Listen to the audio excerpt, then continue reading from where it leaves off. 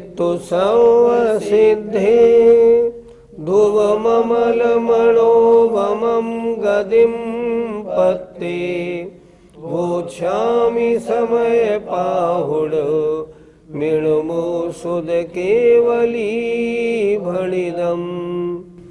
पंच परमेष्टि भगवान की जय।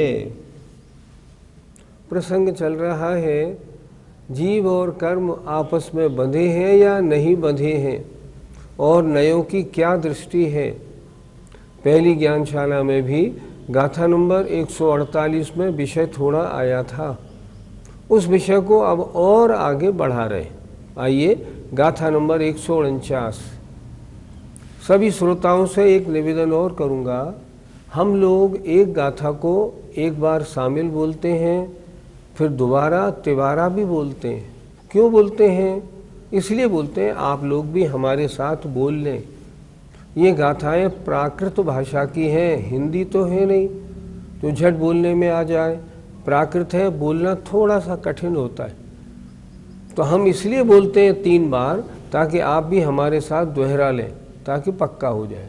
कम्मम बद्धम बद्धम, कम्मम बद्धम बद्धम, जीवे एवं तु जानुलय पखम, जीवे एवं तु जानुलय पखम, लय पखातिक्कन्तो,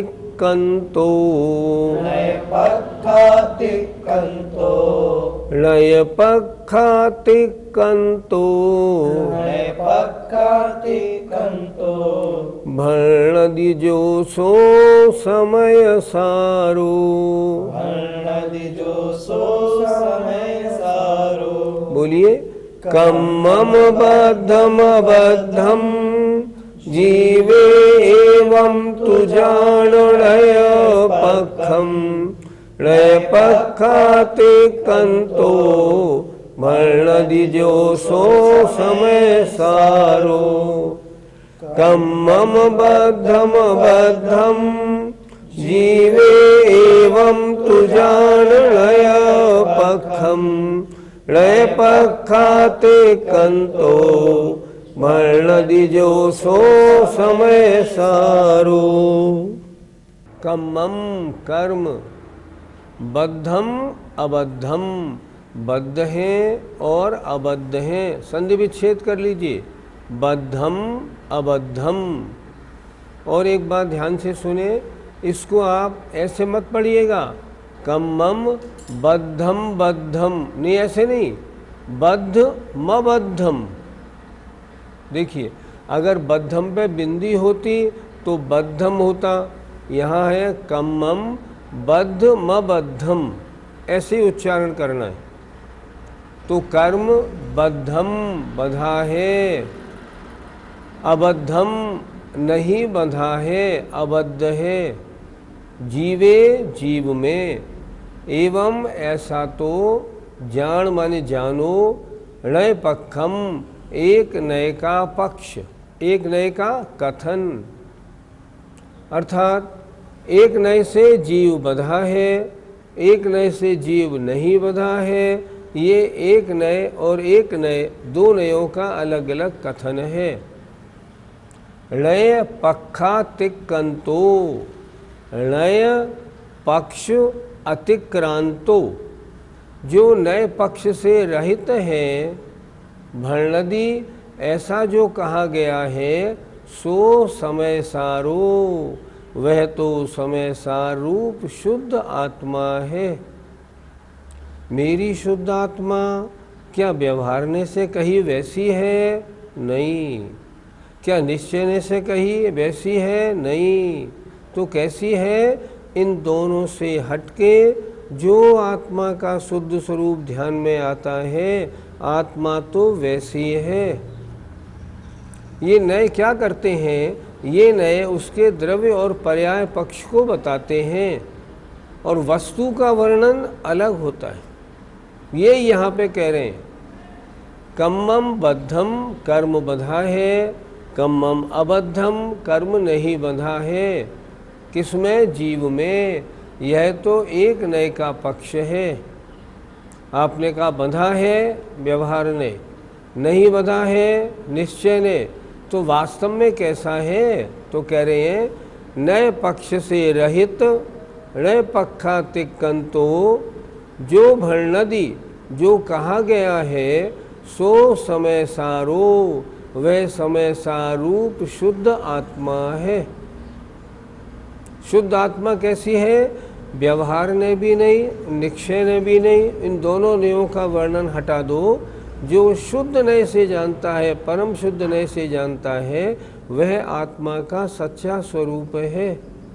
वो बंधे और बिना बंधे की चर्चा ही नहीं करता। बंधे और बिना बंधे की चर्चा तो व्यवहार और निश्चय ने करते हैं।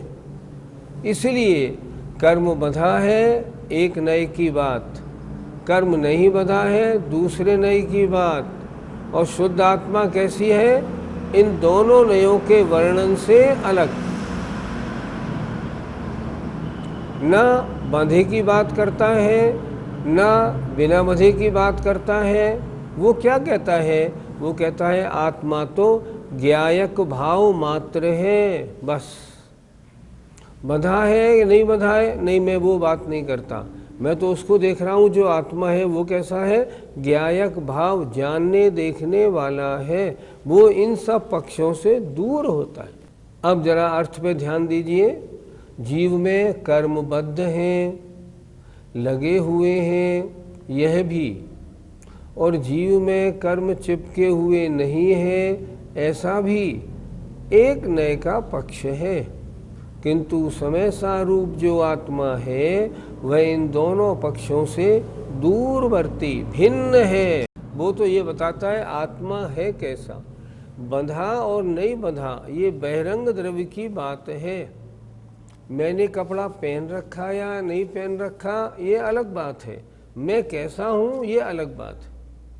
इसी तरह आत्मा बंधा है अलग बात, नहीं बंधा है अलग बात, है कैसा है तो ऐसा। इस तरह निश्चय नय का कथन परम सत्य क्यों नहीं है? जरा इस प्रश्न का उत्तर अच्छी तरह समझने वाला है। जो श्रुति ज्ञानी हैं, चाहे श्रुत केवली हों, वो वस्तु का कथन निश्चय और व्यवहारने से करते हैं। लेकिन जो केवल ज्ञानी भगवान हैं वो निश्चयने से करेंगे या व्यवहारने से करेंगे? नहीं, वो इनमें किसी ने से नहीं करेंगे। क्यों? ये नहीं तो श्रुति ज्ञान के विकल्प हैं। तो वो क्या बताएंगे? जैसी जो वस्तु है उसको वैसा बताएंगे। इन्होंने लिखा ना भरणद जो सो समय सारो, तो जो कहा जाएगा वह समय सार है। कैसा? जैसा केवली ने देखा है। केवली निश्चय से और व्यवहारने से नहीं देखते, वो तो केवल ज्ञान से देखते हैं। निश्चय और व्यवहारने से देखने का काम तो हम जैसे श्रुति ज्ञानियों का है, महामुनि राजों का है, शुद्ध केवलियों का है, क्योंकि उनके पास वही ज्ञान है। बाकी केवल ज्ञानी न व्यवहारने से देखते हैं न निश्चयने से देखते हैं, वो तो वस्तु को साक्षात देखते हैं। गाथा 149 का पद्यानुवाद। हे पक्षपात यह तो नय नीति सारी, है निर्विकार यह आत्म या विकारी। वे वस्तु से समय सार बने लसे हैं, जी साधु ऊपर उठे नय पक्ष से है। आचार्य श्री ने पद्यानुवाद में कितना सुंदर लिखा है। जो साधु नए पक्ष से ऊपर उठ गए हैं, व्यवहार निश्चय दोनों से अलग हो गए हैं, वे ही वास्तव में समय सार रूप बने सुंदर सुशोभित तो हो रहे हैं। आइए अब अगली गाथा 150 देखते हैं।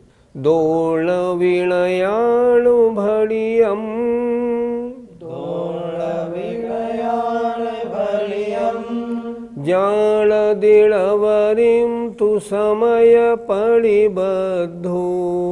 जान दिणवरिम तु समय परिबद्धो। णदुणय पखम गिन्नदी णदुणय पक्कं गिर्नदि किंचि विनय पख परिहीणो किंचि विनय पक्क परिहीणो।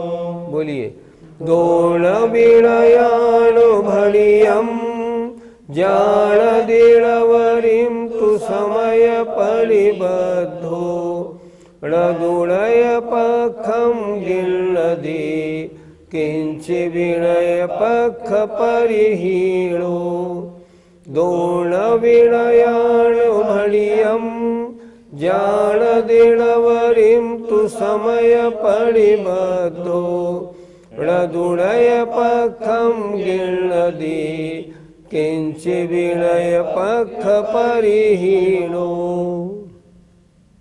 एक एक शब्द के अर्थ पर विचार करें। आइए, दोनवी दोनों ही, नयान नयों के, भड़ियम कथन को, दोनों ही नयों के कथन को, जानदी जानता है, णवरिम केवल मात्र, कौन?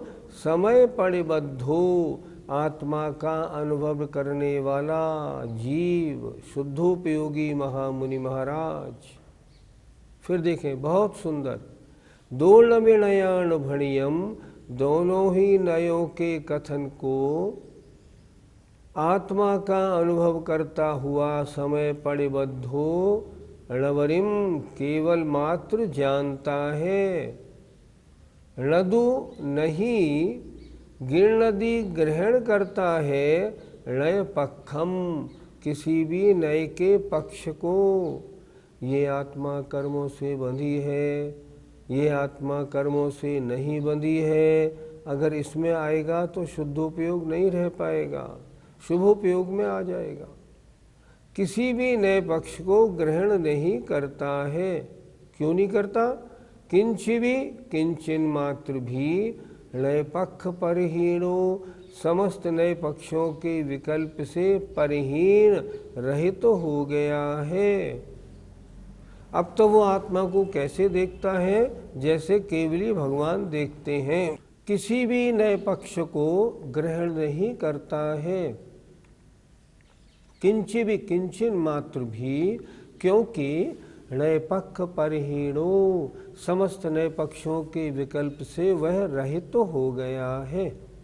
जब तक विकल्प रहेंगे, व्यवहार निश्चय का बराबर चिंतन रहेगा, और जब उनसे हट गया है तब बिल्कुल अलग जो हो गया, और जो उस समय जानता है वह समय सार है।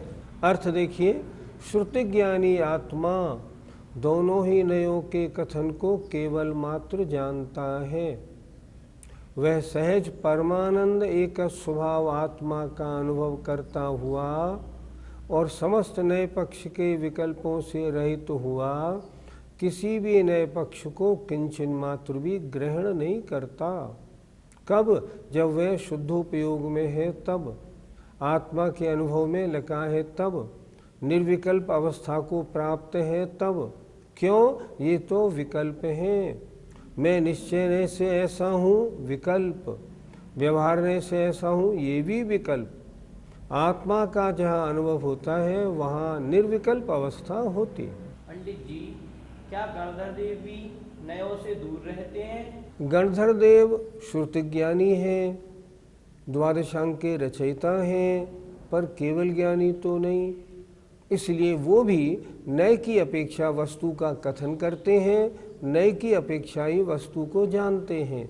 लेकिन जब भी वे शुद्धोपयोग में जाते हैं तब नयों का आश्रय नहीं लेते। पंडित जी, क्या शुद्धोपयोगी मुनिराज और केवली एक साथ देखते और जानते हैं? देखना जानना एक सा कैसे बनेगा? गणधर देव या शुद्धोपयोगी मुनि महाराज? शुद्धोपयोगी मुनि महाराज तो केवल ज्ञानी तो है नहीं, वो छायुपशमिक ज्ञानी हैं, और केवली केवल छायिक ज्ञानी है। दोनों का देखना एक सा नहीं कहा जा सकता। लेकिन शुद्ध ने के आश्रय से जो शुद्धोपयोगी मुनिराज जानते हैं वो भी उस आत्मा को वैसा जानते तो हैं, लेकिन फिर भी दोनों के ज्ञान में परोक्ष और प्रत्यक्ष का महान अंतर है। पंडित जी, क्या केवल ज्ञानी शुद्धोपयोगी नहीं होते? केवल ज्ञान शुद्धोपयोग का फल है। शुद्धोपयोग के बारे में अच्छी तरह समझ लें। पहली बात, शुद्धोपयोग कभी चौथे गुणस्थान, पांचवें गुणस्थान, छठे गुणस्थान में कभी नहीं होता। सातवें गुणस्थान में होता है, वो भी किनके होता है? जो शुद्धोपयोगी होते हैं उनके होता है। छठे गुणस्थान तक शुद्धोपयोग होता ही नहीं। अगर कोई भ्रांति हो तो ठीक कर लें, आगम में कहीं भी नहीं लिखा, एक जगह भी नहीं लिखा। तो शुद्धोपयोग का प्रारंभ हुआ सप्तम गुणस्थान से। सप्तम गुणस्थान में शुभोपयोग शुद्धोपयोग दोनों होते। प्रवृत्ति में है शुभोपयोग, निवृत्ति में है तो कदाचित शुद्धोपयोग। अब सातवें गुणस्थान से 12वें गुणस्थान तक शुद्धोपयोग, 13वें गुणस्थान में शुद्धोपयोग का फल। तो यहाँ शुद्धोपयोग नहीं होता, नहीं, शुद्धोपयोग ध्यानावस्था है। केवली भगवान के ध्यानावस्था नहीं होती, ध्यान उनके उपचार से कहा गया है। इसलिए शुद्धोपयोग का फल 13वें गुणस्थान में, इसलिए केवली भगवान के शुद्धोपयोग नहीं होता। गाथा 150 का पद्यानुवाद देखें। सर्वज्ञ जो समय सारमयी बने हैं, साक्षी बने सहज दो नय के तने हैं, त्यों साधु भी न बनता नय पक्षपाती, हो आत्मलीन तजता पर रीति जाति। तीसरी पंक्ति में लिखा है साधु नय पक्षपाती नहीं बनता। तो क्या गृहस्थ को नयों का पक्षपात करना चाहिए? साधु के लिए मनाही है। हम तो, मुझे निश्चय ने अच्छा लगता है, मैं निश्चय ने की बात करता हूँ, नहीं, गलत, बिल्कुल गलत। मैं व्यवहारने की बात करता हूँ, नहीं, वो भी गलत। क्यों?